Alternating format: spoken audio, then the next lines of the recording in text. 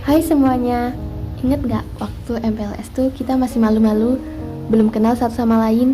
Yang baru pertama mondok masih kangen orang tua, yang pernah mondok juga masih adaptasi, masih canggung lah pokoknya. Tapi lama-kelamaan kita akrab juga kok.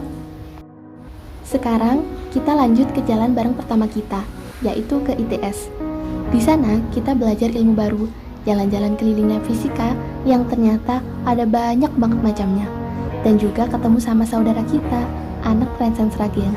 Saat itu juga kita secara tidak langsung belajar kalau perbedaan itu selayaknya dijadikan bahan pengerat, bukan sebagai bahan pemecah belah umat.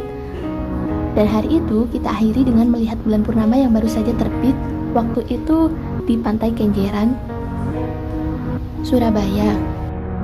Nah, kita lanjut jalan bareng kedua kita, yaitu ke Jatim Park.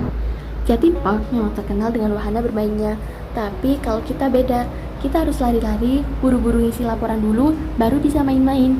Mainnya pun cuma terbatas, karena wahananya di sana banyak yang masih direnovasi. Tapi kita tetap senang kok, karena bisa belajar di alun-alun Kota Batu, sambil minum es, sama makan sosis.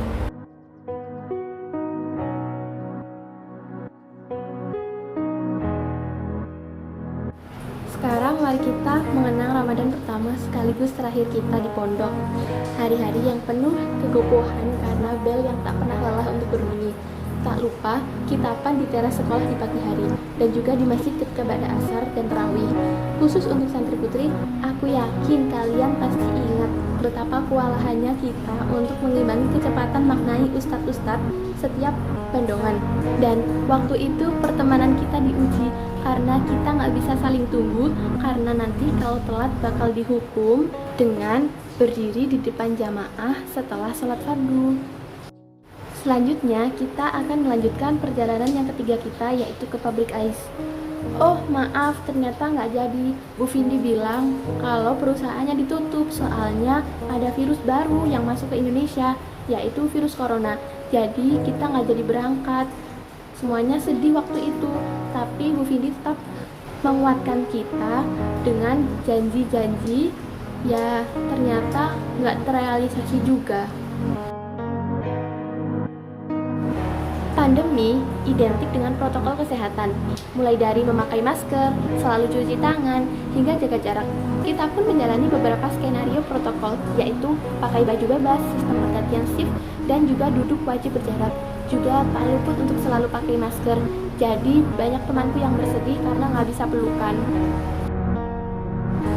Ketika kita menjadi panitia mahakarya yang kedua kita, waktu itu kita sudah mempersiapkan apapun yang perlu dipersiapkan dan akan ditampilkan di mahakarya.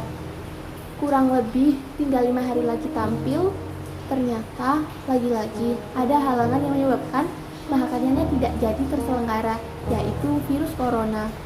Ya mau gimana lagi, gak apa-apa, karena mungkin itu ujian untuk angkatan kita agar kita lebih bersabar, dan mungkin ketika kita menghadapi cobaan seperti itu lagi, kita sudah siap dan kita tidak kecewa lagi.